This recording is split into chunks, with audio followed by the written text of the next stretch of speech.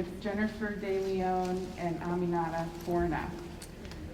Jennifer De Leon is the author of the YA novel Don't Ask Me Where I'm From and the essay collection White Space, Essays on Culture, Race, and Writing, which is the recipient of the Juniper Prize. She's also the editor of the award-winning anthology Wise Latinas, Writers on Higher Education. She is assistant professor of creative writing at Framingham State University and faculty member in the MFA Creative Nonfiction program at Bay Path University. She has published prose in dozens of literary journals, including Plowshares, Iowa Review, Michigan Quarterly, and more. We also have Aminatta Forna, who's the author of the novels Ancestor Stones, The Memory of Love, The Hired Man, and Happiness, as well as the memoir The Devil That Danced on the Water, and a new essay collection, The Window Seat. Her books have been translated into 22 languages. Her essays have appeared in The Guardian, Kenyon Review, New York Review of Books Daily, and Vogue. She is currently director and Lannan Foundation Chair of Poetics at the Lannan Center for Poetics and Social Practice at Georgetown University. Please welcome Jennifer and Aminatta.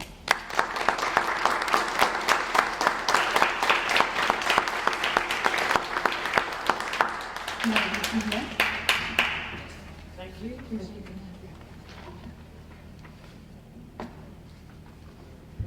Good morning, everyone. Good morning. It's so nice to see you in person and just in real life. It's amazing. So I won't make jokes about muting yourself or anything like that, don't worry. I'm Jen De Leon, and I'm so thrilled and honored to be here at the book festival and sharing this space and stage with Aminatta. It's a highlight of my career, so thank you. We thought that today we would start by each reading from our books, and then we'll have a conversation and ask each other some questions, but we'll leave time at the end for you all to ask questions or make comments, so definitely be thinking about that. Since you have likely heard of Aminatta and not me before, I will tell you a little bit about my work. White Space is my essay collection that was just published last March. It is an essay collection that deals with the white spaces that I've been a part of my whole life. In schools, in groups of friends, at college, and even in the workplace. But it also deals with the white space of the page and the ways in which I have grown to really learn to take up space on the page, claim my voice as a writer, and own the identity of being an author. And it's still a work in progress, of course, but these are essays that I wrote over the last 10 years. A lot of people think I published 2 books during the pandemic, and that is not true. They think I wrote 2 books during the pandemic. That is not true. I published 2 books, but writing them, as we all know, is a years-long process. Some of these essays are ones that I wrote, 10 years ago, and others a couple of years ago. The book itself is divided into 3 parts. Before I moved to Guatemala when I was 28, during the time that I lived there, and then when I came back, right, the after. And I thought I would read a couple of micro essays from the collection. And I have to go to my own table of contents here. The very first piece that I'll read, or I should back up and let you know some more context. Both of my parents are from Guatemala, and they moved to the United States when they were 18 years old. First they moved to Los Angeles and then to Boston, which is where I was born and where my sisters and I grew up, very soon after in a suburb of Boston. And growing up, I was constantly living between 2 worlds, right? During the week, I was white Jen, essentially, to be frank. All of my friends were white, all of my teachers were white, my coaches, the janitors, everybody. And I was fine with that. That was my world. And on the weekends, I was in Jamaica Plain, hanging out with my cousins, my tias, my tios, my abuela, and we spoke in Spanish, and we constantly had, family and food, and somebody was always passing a baby around. And I learned to code switch early on. So this is so much about the way I grew up. But when I was in my 20s, I had this burning desire to learn more about where my parents were from, Guatemala. So that's why I moved there. This first piece that I'll read, well, both of these I think are in conversation with one another, but they are in the Guatemala section of the book.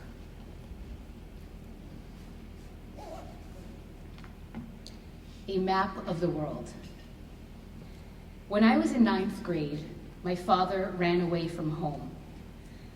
One frostbitten New England morning, he climbed into his gray Toyota and drove toward Guatemala. He left a letter for us written in blue pen on a single sheet of my school notebook paper. Somewhere around DC, he turned back. I have always wondered how his life and mine would be different had he kept driving. His longing has haunted me ever since. It is why I am here in Guatemala, living day to day, page to page. I want to understand how my father could possibly love a country more than his family. I am sitting in a library in the Western Highlands. Tattered spines of paperbacks line the locked doors of the wooden bookshelves. Paulo Freire, Rigoberta Menchú, John Updike's Rabbit Run. The library is one room with 3 square wooden tables, and posted on the white wall, a map of the world. It is an upside-down map. North America is in the southern hemisphere. Australia trades places with Europe. A window the size of a door places afternoon light in clean strips across the cool tiles. Outside, clouds cast shadows over the mountains. The one librarian's name is Aracelis. She is rosy-cheeked and wears a pearl white sweater with a fur collar. Her black hair is thick and long like mine. She hovers over my desk, examines the black marks I have scribbled between the thin tan lines in my leather-bound journal. She leans in. My shoulders tense. I have seen her before. I return to this library like I return to this country over and over. But today, it's as if my face has a sign that reads, "Tell me your story." She begins. My father lives in the United States, in Arkansas City, and when I was 3, he left Guatemala to work, but he always called and said he had gifts for us, my mother, my sister, and well, my father, for me, he was just everything, hope, a hero, until one day it was my sister's birthday and we had the cake ready, the food, everything, and the telephone rings and it's him. All this she tells me in one long black hair of a sentence. She talks with her hands and her eyes dart left to right. She speaks as if we'd penciled in this conversation in our calendar weeks ago, like she'd been practicing it while walking along the narrow, cracked sidewalks in the pink light of sunrise and the orange light of sunset. So, he says, look, I'm only calling to say that I have another family now. I don't love you anymore, and I'm never returning. Aracelis and I both nod, me side to side, and she up and down. I didn't want to say anything to my sister, she says, so I waited until my mother asked me what was wrong. I had to tell her. My mother sat down and cried. Then my grandparents, my sister, and me. Maybe he was lying, I say. Sometimes life is hard in the US. People can't find work. A man can feel like a failure. No. Aracelis pulls down her sweater. After that, I didn't want to have anything to do with him. Yo sufrí. I even had to go to the hospital, yes. Through the window, I spot an old man pushing a rickety wagon full of empty gas tanks. The shade from his cowboy hat hides his face. The high sun has moved its attention to another latitude, another longitude. Seated at the wooden table, I want to cry. Not for Aracelis, not for her father, but for mine. He could not do what other men did, my father, who has been homesick for 40 years. And yet, a feeling of gratitude swarms me. Thank God he didn't have the guts. Thank God my father came back and that I, his daughter, can relish the warmth of both sons. That is what I felt as I listened to Aracelis that afternoon in the library when I stared long and hard at the upside-down map. So there you have my most vulnerable moment in life, right? When I was 14, my father left. He got in the car and drove towards Guatemala. And it was in DC that he turned around. And it's this moment in my family's story, our collective story, right, that we never talked about. It was a Friday night, I was 14, I was about to go babysit or go to the mall when I hear him come back inside. And my younger sister was watching cartoons at the time, and he sat down beside her on the couch. He didn't even take off his jacket. and tears were streaming down his face. It's one of 3 times I've ever seen my father cry. And we never talked about this moment. It was like we shoved it under the rug and just kept living our lives, and we just step over it every day. And so naturally, I would write about it in a book that would be published nationally. And, my mother, when he read the book, my mother asked him, what do you think? And he said, kids really see everything. And my mother agreed with him. And so we still haven't talked about him, about that event. But what it did is it instilled in me this desire to live in Guatemala. I'd been there many times, but always with my parents, which means that I was basically on an invisible leash, right? You visit family, we joke that it's a living room tour. We go to one tia's house, then the other tia's house, you eat, even if you've already eaten, all the things. But I wanted to live there. I wanted to walk in the streets and improve my Spanish and learn more about the Civil War. I wanted to write. And, I'd heard so many stories growing up. And so I wanted to be in that place where the stories sprouted, right? So this last piece that I'll read is a short essay called Lucky Woman. And this is a piece of speculative nonfiction. So it's a story that I grew up hearing many times, but that I didn't experience myself, right? And I didn't know for the longest time that you could write essays about stories where you weren't even alive maybe to experience that. And so it kind of was a key. It opened up this whole new doorway, this whole new house for me. And this is a story of how my grandfather, after having 8 kids with my grandmother, left her right after she'd given birth to the 8th child. And the story that I heard was that she loved him deeply, right? He was her one and true love. She took him back so many times, of course. But this time, 30 years later, he came back to Massachusetts, where my grandmother lived, and he asked for her forgiveness. And even though I've heard the story like 1,000 times, every time my mother tells it or my father tells it, I'm on the edge of my seat, like, what is she going to say? What's going to happen? And so I thought, well, I have to write this piece. Lucky Woman. I have heard the story many times, how 3 decades after deserting my grandmother and their 8 children in Guatemala, my grandfather asked for her forgiveness. I imagine her, Luisa, standing in my parents' kitchen in Massachusetts, using the side of her wrinkled hand to wipe crumbs from the counter. She tosses them into the sink, a metal box where she can make hot water run, miraculously, by turning the left handle to the right. No need for a horseback ride to the river, no need even for a horse. Here there are cars, here there are wide paved roads. Of all the girls in the villages that dotted the southern coast of Guatemala, Luisa was the one my grandfather chose. They married in the town of Tiquizate, where they signed a document in the presence of an alcalde, a mayor. They lived on a farm in a simple house that sat beside a long row of lime trees in one direction, and in the other, a dusty dirt path that led to the rest of the world. Their days: milking cows, fishing, hanging cured meat from the ceiling, making love in the country darkness. They had 6 boys. My father was number 3. Women called Luisa lucky. Her husband was handsome and smart.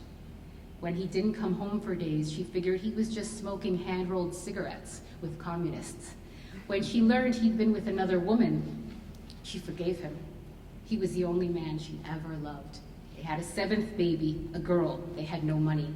They traded limes for avocados, sugar, and shoelaces. My grandfather found work at the United Fruit Company. At the end of each day, he brought home bunches of bananas and powdered milk in cans whose labels were written in English. Before long, he left again. She forgave him again. They had their 8th child, another girl. Then he stepped on that dusty road for the last time.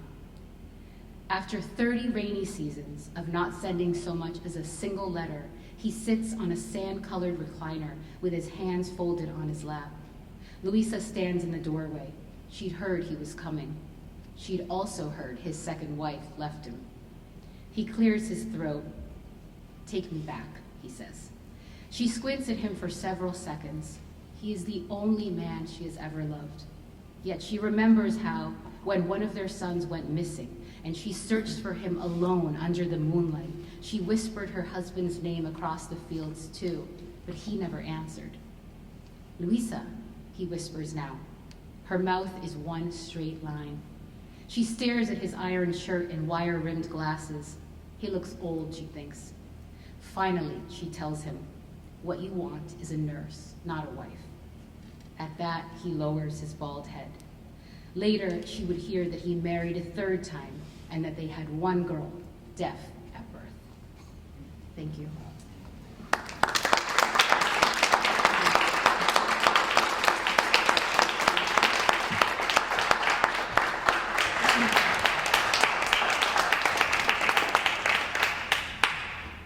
It was lovely. I could listen to you forever. We must talk about homesickness when we have our conversation, because my grandmother, my maternal grandmother, who's a Highland Scot, is probably very much like your father. I think she would give up almost anything if it meant she had to leave home. In fact, all the time I don't remember actually seeing her leave the house except once. When I was researching one of the essays in this collection, I won't read from it right now, but I was researching one of the essays, I discovered that she had actually once emigrated to Canada, and she couldn't bear it. And at the very first opportunity to return home, she went under the Assisted Emigration Act in Britain is another aspect of colonialisation. And you had to stay 2 years, or you had to pay your fare back. And on the exact day when 2 years was up, she went back to Scotland, and she never returned to Canada. She was left a house in Canada by her own aunt. She didn't claim the house. Somebody else had to go and sell it, and she never, ever, ever left home again. She had a daughter, my mother, the most itinerant person I have ever encountered. I mean, my mother will not sit still. You know, she's now 80, she's under lockdown in New Zealand, going insane. And I've written about it, she has travelled all over the world. I had to add up all the countries she visited and lived in for one of the essays. And it was just, I can't remember what it was now, it was a monumental number of countries. And, and even now, you know, even as elderly as she is, and she can't travel on her own as easily, she still, she goes on these organised tours now with other people, which she sort of resents a little bit, but if it gets her out of the house, she'll do it. So she, you know, has 4 children, 3 by her first marriage to my father, who was a West African doctor, and it was through that marriage that she left Scotland. And the marriage didn't last very long, but she had 3 children, and then another son from her second marriage to a diplomat. We 4, sometimes I tell people about my family. I mean, I'm half Sierra Leonean, half Scottish, and I live in America. I'm married to an Englishman. My elder brother is married to a Danish woman and lives in Denmark and Sierra Leone. And my sister is married to a Jamaican, and she lives in London and in Sierra Leone. And my younger brother is married to a Chinese woman, and he lives in Hong Kong. And my mother decided to go and live in Auckland, which is her decision. Right, so I'm just going to read a little bit. I actually was talking to an Iranian psychiatrist the other day. I was not a patient. I've got an essay in this book about being in Iran in 1979, when my stepfather was posted as a diplomat. So anyway, we were talking about Iran in 1979, and this guy had come to America as a refugee, and he said to me at one point in the conversation, he said, "People like us who don't belong anywhere." And I said, "Everywhere. People like us who belong everywhere." And he thought about it, he went, "Yes." So this is the first essay is called The Window Seat, and it's about flying, and it's about my love of sitting in the window seat. On an overcast day, the plane breaks through the cloud and into sunlight. As the plane climbs, below you clouds shift on separate strata, drifting continents composed of shadows and light. Sunlight reflects from their dazzling peaks. Improbable mountains rise, one the shape perhaps of an anvil or an oak. The occasional sight of another plane reveals the scale of the cloudscape. In it, a jumbo jet is reduced to the size of a child's toy as it seems to skate sideways across the sky, its contrail a disappearing scar. There are times when the plane flies between two strata of cloud. Sometimes a hole in the clouds above lets the sunlight through. The rays, edged in darkness, seem to radiate outwards from behind the clouds and illuminate spectacularly, not the earth, but the clouds below. We call this God-light. To overfly the Sahara by day at 30,000 feet is to feel how it might be to circumnavigate the sun. Nothing save raw light in colours from deep orange to pale yellow, very occasionally fractured by imprecise dark and jagged streaks, which one supposes to be riverbeds or rock formations. Otherwise, there is but the brightness of the sand reflecting the sun's rays, and, depending on the exact altitude and tilt of the aircraft, the line where the orange glow of the ground beneath diffuses into the white band of the horizon, which in turn diffuses into blue sky. To overfly the Sahara by night must be what space travel feels like. Gone are the indicators of life, the lights of civilization one sees flying over what one supposes to be the most barren of lands. Even there, in some crease in the earth, inevitably a winking light or a lone road leading from where to where it is impossible to know. The Sahara at night is blackness, unmarred by a single star. You cannot tell where the land and sky meet. Only there is this, beyond the reach of the wingtip, a keen-edged moon. The last time I took a daytime flight over the Sahara was a few years ago, on a return trip from Johannesburg. The moment we took off, the staff toured the cabin and lowered the blinds. People found their headsets and turned on the screens in front of them. Light flared around the edges of the blinds, and once, when I dared to raise mine over the Sahara, the light leapt in like a living creature. When I fly, I think of what a caveman would think if he saw this, or even knew that one day somebody would. I think of the generations in the not-so-distant past who never saw such a view. I think about those in the future who never will see that wonder which our generation's wantonness with the world's natural resources has made possible. The day will come when we will be nostalgic about flying. As incredible as that once seemed, the experience of having our travel curtailed by the pandemic of 2020 brought that feeling closer to many of us. One day this may be gone, sooner than we allowed ourselves to imagine. Only in flight does one become aware of how much of the world has resisted humankind. The snow-filled corrugations of the mountain ranges of Central Europe, where it's impossible to know where one country ends and another begins.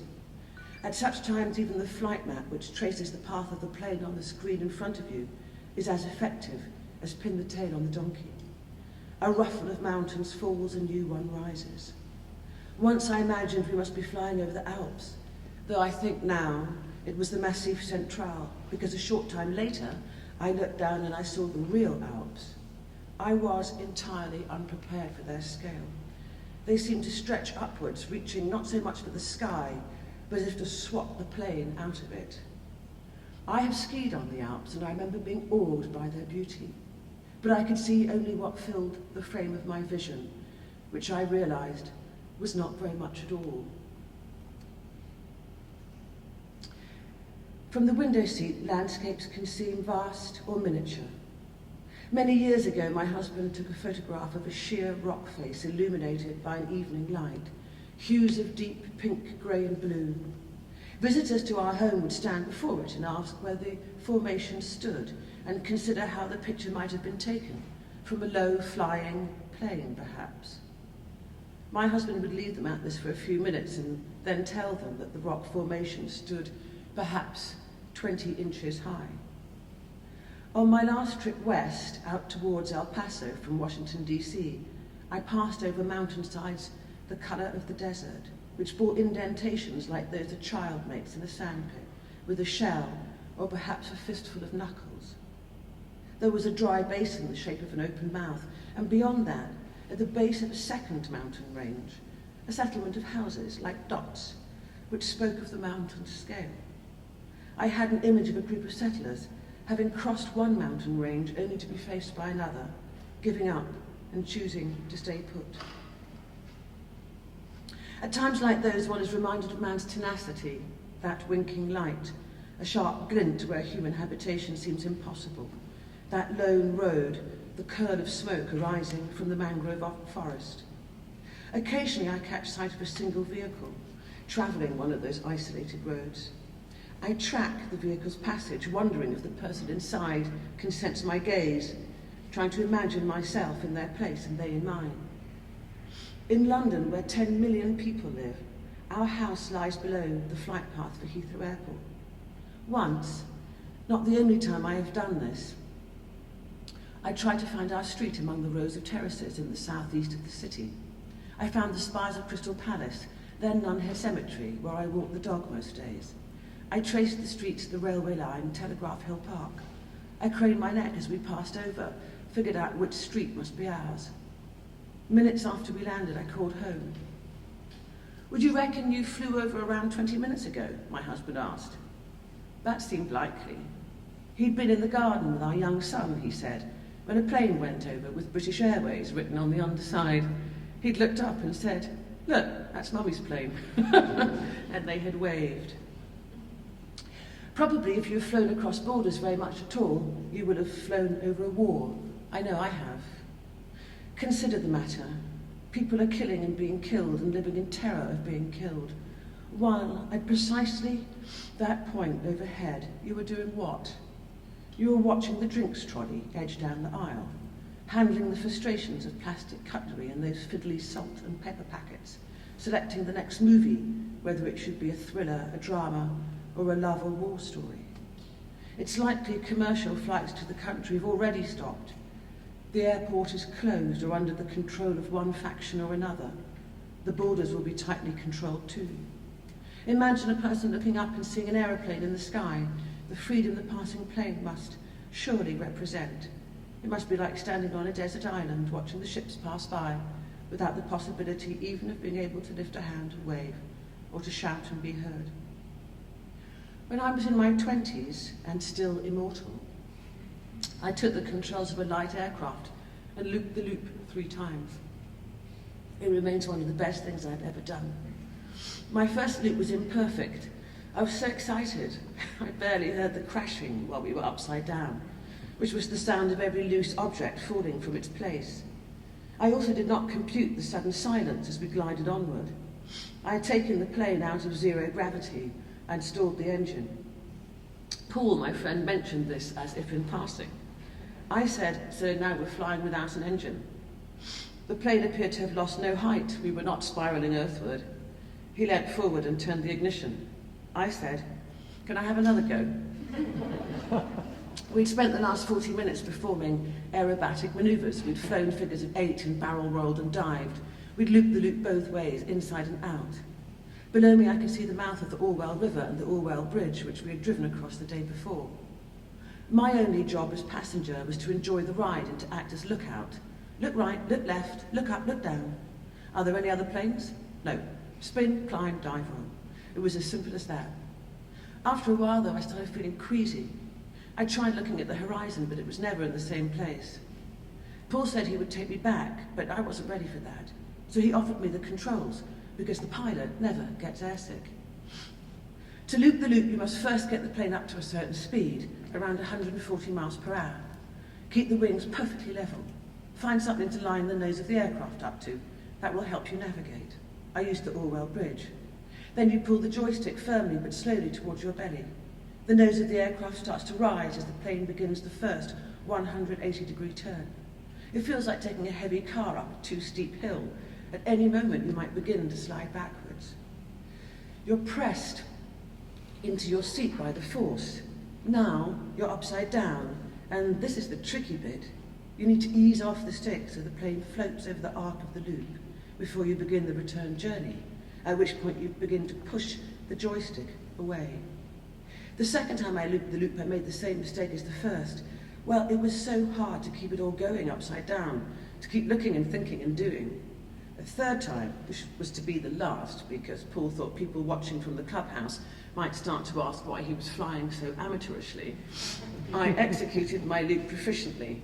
Every item in the cockpit, including the packet of Marlboros on the dash, stayed in its place for the entire 360-degree rotation.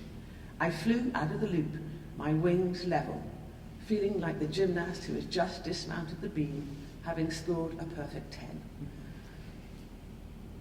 I'm going to read you another essay in its entirety.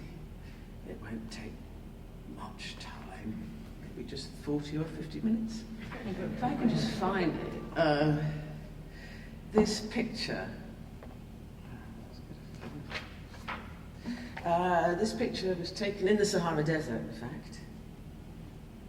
It's just outside Timbuktu, which is a place, for reasons I'll have to explain another time. I seem to go a lot. And I was in Timbuktu, and this essay is just a sort of reflection, really, and I think what it means to be in the world and what travel has given me is a different way of seeing. In Timbuktu. In Timbuktu, I stopped a man to ask him the way to the post office. The man had a question of his own that he wanted answered first. Is it true, he said, that in Britain people have a thing about Timbuktu? Yes, I said. People think it's far away, like the furthest place on earth. At this, the man laughed for a long time. Then he gave me directions to the post office.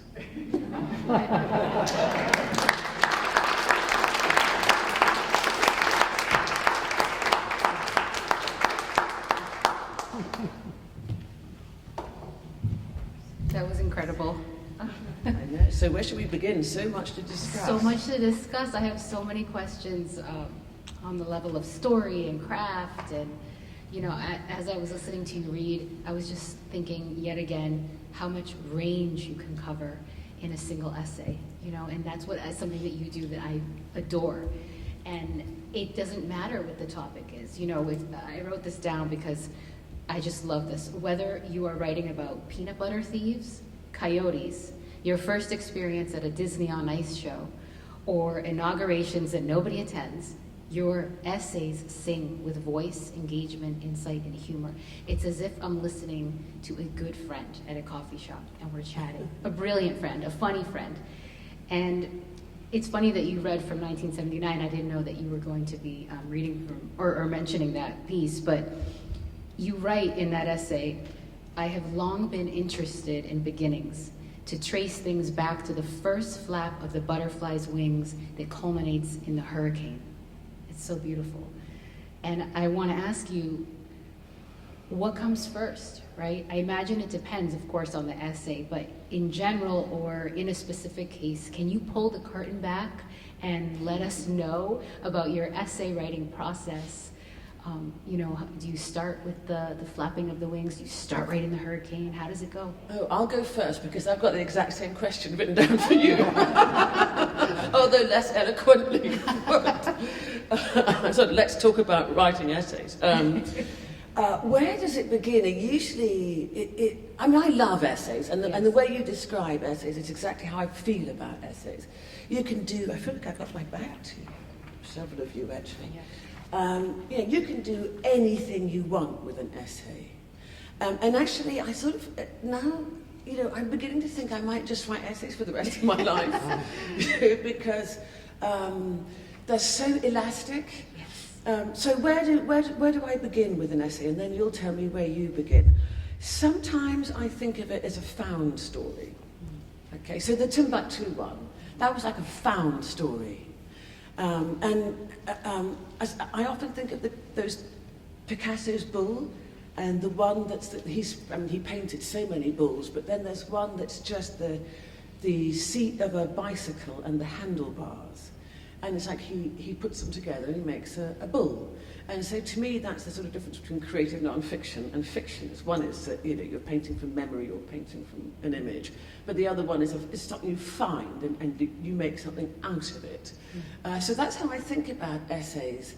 I think, where do I begin? I usually begin with something I've seen that starts to make me think, and I think and I think and I think and I think, and then eventually I will find either the narrative mechanism for it. So there's an essay in my collection about dogs. I love them. But one thing I really had begun to notice, in Sierra Leone we have so many street dogs you just wouldn't imagine, right? You just wouldn't imagine.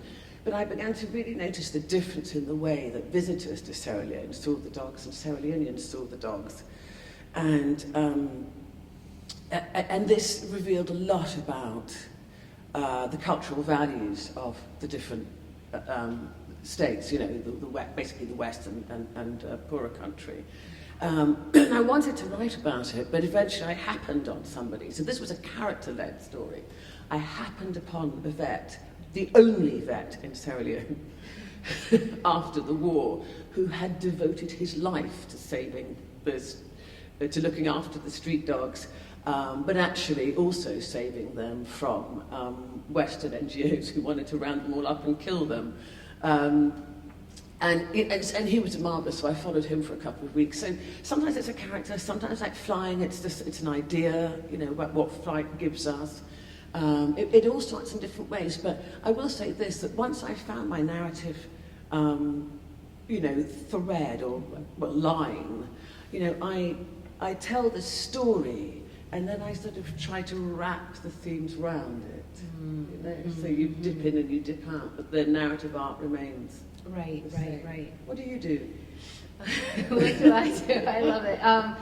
I always think of the essay as, because I started writing essays before I wrote fiction. And before I called them essays, they were just words in my journal, like stories in that way. And I grew up that way, always going to my journal, my diary, you could call it different things, but I had so much I needed to process about the world that the page was always there for me. It was like the page never talked back to me. And also I'm like, now you don't need to charge your journal. You don't need to make sure there's Wi-Fi. It's like the paper is always there. And I just always found it very comforting. It was like my space. And then in college and afterwards, I really started thinking about them as containers, as essays. And it wasn't until much later that I learned about what the word essay really means and where it derives from. And I had studied French for 10 years and missed that piece, missed that one class where we learned what essayer means, to try. And Montaigne's definition of the essay is really to attempt to figure something out. And for me, a lot of the essays that I write I picture them as knots that I'm trying to untie and unravel and figure out. And when I start writing, there is that knot, but I don't know if I'll be able to untie it entirely, and that's okay, but the essay is that attempt, right? That attempt to figure out. And likewise, the word discover, like you were saying, they're found stories. I love that. I'm totally gonna steal that, but thinking about discover what it means to really discover, to uncover what is already there. So it exists, and it's our job as writers maybe to kind of clear the windshield and figure out what's under the hood. To mix metaphors. But the title essay, White Space, comes from an essay where I was at my parents' house for Thanksgiving. I was there all day, and I'm leaving. It's 10 o'clock at night. I have my coat over my shoulders, tinfoil bags, and my mother had packed me with all these things, of course. And I'm going back to my apartment in the city, and my father casually says, I need your help. And he never says that. So I turn and he says, I gotta make a resume. And just those words, the way he said, I gotta make a resume. I'm like, what? And he tells me that he has been applying for temp jobs and that he can't get one unless he has a resume. So I need to help him make one. And I thought, right now? And he said, yes, right now. So I was, 27, 28, total attitude, roll my eyes, like, fine, take my coat off. I'm a middle child in many ways. And I sit down with him and I help him. And I had my laptop, so I take it out. How do I begin to write my father's life on a page? What do I put under professional experience? He's only had one job his whole life in the States. He worked at a factory for decades, ironically spray painting computer parts, even though my family never owned a computer, and now I'm a writer, right? So he was putting it in the air. But anyway, one job. What do I put under education, right? He finished formally school in 8th grade. He didn't get his GED in America. My mother did, but he didn't. So what do I put under education? What about contacts, right? Who are his references? And so there was a lot of white space on the page. And it was alarming. And he said, let me see your resume. I said, I don't think I have it. I don't know where it is. And he's like, no, let me see it. I pull it up. It's like 5 pages, single space, like all these different, and he said, that's good. I said, thanks, And so I make the resume with him, but we can't print it.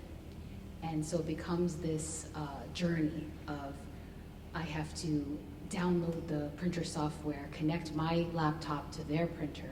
My mother is on the phone the entire time, like talking to my aunt, and she's like stressing us out. And my father takes a flashlight and shines it on the laptop and starts wiping down the counter around, like thinking this is going to speed up the process. And it's charming, and so it finally spits out this document, but all I see is the white space. And that's why I wanted to go to Guatemala, to fill that white space. What's in there? So that essay really poured out. The next day, I was in my apartment, and it came out like a narrative, like a story, because it had that spine already. But other essays that are more thematic, like,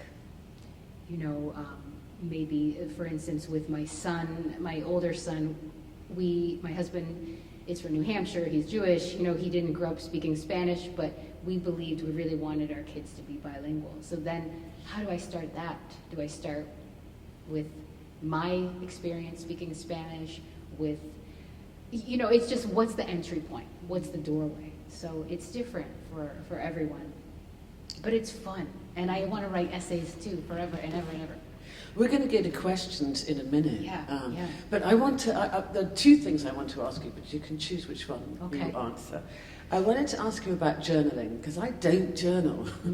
And I wanted to ask you whether the memories change, or whether, does the act of writing change the memory, or when you look back at the journal, how do the memories manifest themselves outside the paper?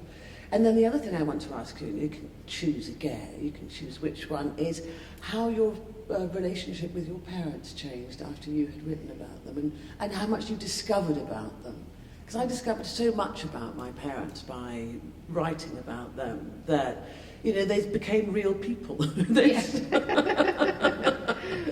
stopped being parents and became real people with real lives. It was a sort of arresting experience. Yes. So you answer that, and then we will go to the audience for questions. Yeah. Oh my goodness. I did the thing that you're not supposed to do, which is air the family's dirty laundry. And I think, what was it? Chekhov, who said, the last thing you want is a writer born into the family, because they'll just air all the secrets. But I think I have I don't call it privilege, luxury of knowing that my parents don't read Plowshares Literary Magazine or Fourth Genre or Southeast Review. So I felt freedom kind of in that space. I could write about anything, and I would know that they probably wouldn't read it. So that was freeing. But now with books, and even with the essays that were published in journals, my mother would carry them in her purse, and she would give them to anybody, like somebody in line at the supermarket, the post office. My daughter wrote an essay in Fourth Genre. And she would do that. And to this day, she has my card. She gives them to the perfume lady at Lancome. I sign books for all these people. So she's happy, happy that I'm doing what I love. I mean, that's why they moved to the United States. They always said they wanted to have, their kids go to college and to own a home and to be able to do what they love. to wake up and look forward to their day. And I thought, what a gift that they've given us, you know, to be able to say like that we do have those things. And yet, being the child of immigrants, telling them I wanted to be a writer didn't always go over well because of the secret sharing and all of that, even through fiction. In fact, I wrote a character based off my mother, but fictionalized, and put her in a short story, and my mother read it, and she finished reading it and closed the story, and she said, I would never do that. And I'm like, but you're not Linda. It's this character, Linda. Your name is Dora. You're totally different. And I still would never do that. So she takes ownership over the stories in those ways, but they're proud, they're happy. My mom loves the events and the whole, you know, everything's on Zoom now. So, but although no, here we are, right? But it's a call to action too, you know, to share the stories, the counter narratives. Like I want so badly to have 10 lives just because I have so much time, so much stories I want to share, and I feel like I have major catch up to do. But shall we go to questions? Let's do it. Yeah. I'm curious, in a book of essays, if your title one is the one that you like the most, or do you like the title the most? Well, I'll answer it because my publisher didn't like the title at all.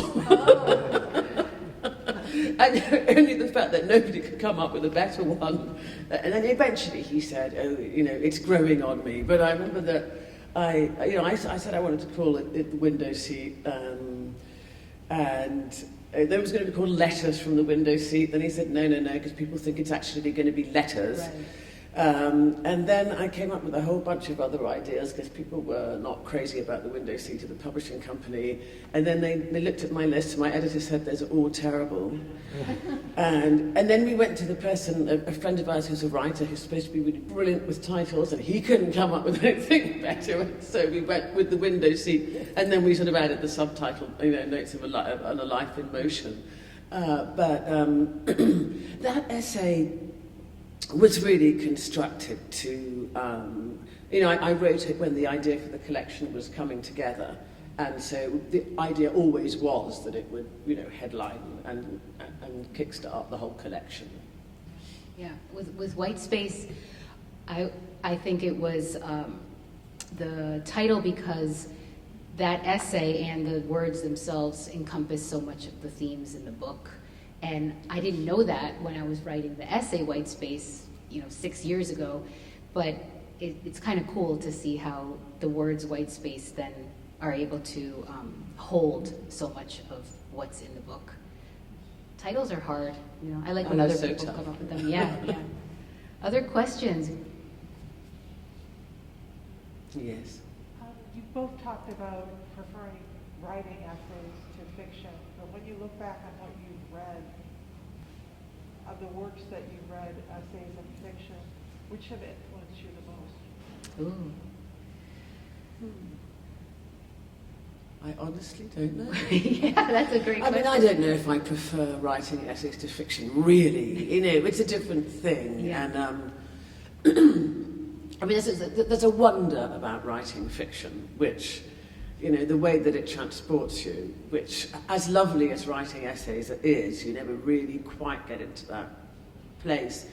But I think probably I have been more influenced by fiction than I have been by non-fiction, particularly because, Britain hasn't got a great history of essay writing. It's a much bigger thing here. And so it was actually finding that freedom to write essays very much came with moving to America. I wouldn't be able to, my British publisher would not take a book of essays from me. So that's been an interesting journey. But and what I was doing before that was I used to use essays as the kind of palate cleanser between novels. I'd write a novel and then getting into a great big novel again after that would just, by the time you finished a novel, you can't get up off the floor practically. So I would, my agent would say, why don't you write an essay? Write a couple of essays. And I started writing for Granta. And it would just sort of clear my head of the last book, and then I could go on to the next one. And then I've sort of begun to find that the form itself has become, a pleasure. So And I also think, I will say this, I think also that creative non-fiction now seems to me to be where the Geiger counter is sort of heading. I think fiction is so policed now by readers and social media, and I think a lot of writers now are finding their creative flexibility in non-fiction. Yes, I mean, there's so much you can do in creative nonfiction. Truthfully, growing up, my reading was not the major influence in my ability to tell stories. It was really oral storytelling in my family. And once I started studying the craft, I felt like a kid in school for the first time. You know, like, wait, you can do that? Oh, what, you can do that?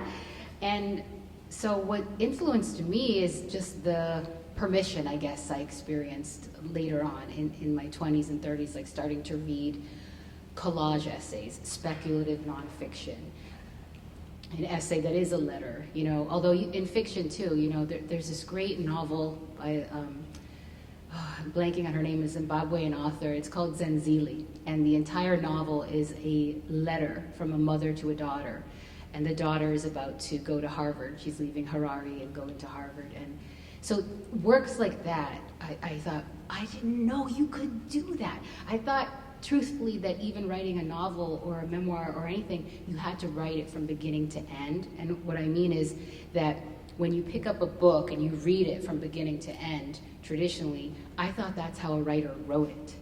I thought like they started on page 1, and when they finished on page 300, they were done. I didn't know you could start at 3/4 of the way through, and that might not even be in the final iteration, you know, or that you could start at the end. And so that unlocked a lot of permission. But I love the essay form, and it is more creative. I feel like you can take risks in different things now. I'm reminded listening to you and with your question in mind of the fiction that was influencing me most when I was at college was South American fiction. And the reason was this, because in my country, Sierra Leone was going through multiple coups and civil unrest, and then finally a war. And this was happening in various countries around on the African continent as the democracies, the very fragile democracies put in place after the end of the colonial era began to be undermined by opportunistic and power-hungry men. And nobody was writing about it, or at least not yet. Or very few, and it was actually the South American writers that I read in order to understand West Africa and the politics of West Africa. Yes. I met Isabel Allende recently, and I told her, you know, I said, it was your book. What was a House of the Spirit? Yes. And it was like, it was my life. I love her story about that book. You know, she was in her early 40s when she wrote that, and she said she wrote it at the end of she would work all day, and she'd come home and sit at her typewriter while her mother cooked and took care of the children for her, and that was her writing time, and that's how she stitched together that book. So it takes a village, you know. I think we've got time for 1 or 2 more questions. Yeah. I understand what you're saying about loving creative nonfiction, but I'm just wondering if you're working on your novel. I hope so. Yes. I'm working on a book of non-fiction, in fact. But I'm too superstitious to tell you what it is, because I always feel like if I talk about it, it jinxes it. But I am working on a book of non-fiction. But I have to say, I do have a novel percolating here in the back of my mind, which is where they percolate, and it will at some point be written, I should think, after the next one. Yeah, I think about it that way, like it's marinating, and we'll see what we do with it. But I have a novel coming out next August called Maya. It's another young adult novel, and it tells the story of a 16-year-old teenager named Maya in Guatemala City. She's an aspiring fashion designer. She's actually into trashion. Have you heard of trashion? Okay, trashion is amazing. It's fashion based off of like trash, not trash like banana peels, trash like tablecloths and coffee filters and used CDs and all these things. Anyway, she gets caught up in the prickly net of rival gangs, and she and her mother have to flee in the dead of night. And at the Mexico-U.S. border, they are separated.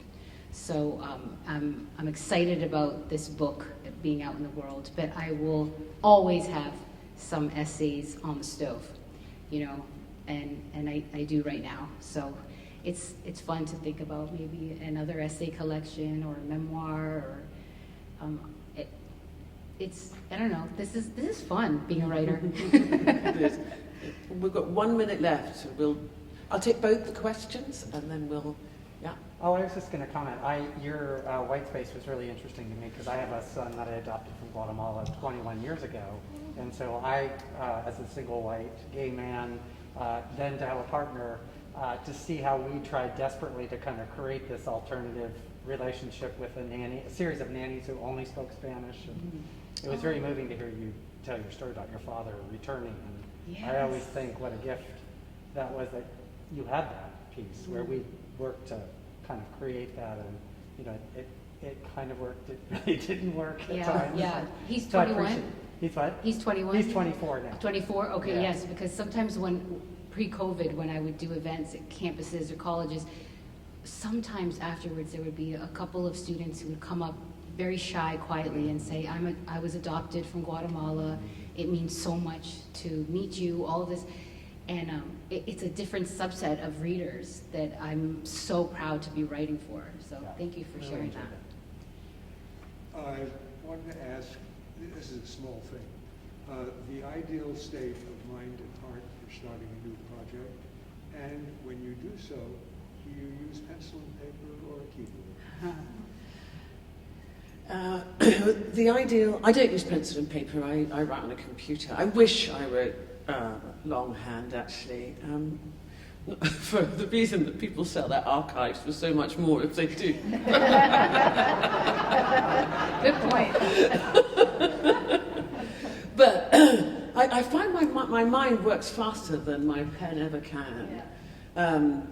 So I prefer to work on a computer. But the ideal state is just time, you know. It is just better for me if nobody is there and I have nothing to do. Right, that is the best for me. Achieving that is very difficult. So what I do is I always have a wall calendar, and I block out periods of time. And in those periods of time, which now usually is when I'm not teaching, or it depends. Sometimes it can be 3 days, or sometimes it can be 3 months. But just periods of time when I don't have professional obligations, and I block them out, and I will accept nothing in that time. I won't even go out for lunch. Right. There are things I still have to do. I have a son. I have a husband. I have a life, but. I generally just try to make periods of time where I am going to be imposed on as little as possible. That's good, like to incubate. I'm definitely going to do that because I say yes to everything, and then it ends up sponging up all the time. And I always say that I just get me a babysitter and a venti Starbucks and 45 minutes, and I can get a lot done in that time. And you just stitch those together over time, but. Yeah, it's a process, and everything is different, and being open and staying loose. I've come to accept that more as part of the process, that you really are, I believe I'm not doing it alone, and it feels easier in that way. So thank you everyone so much. Thank you very much indeed. We really enjoyed that. Thank you. Thank you.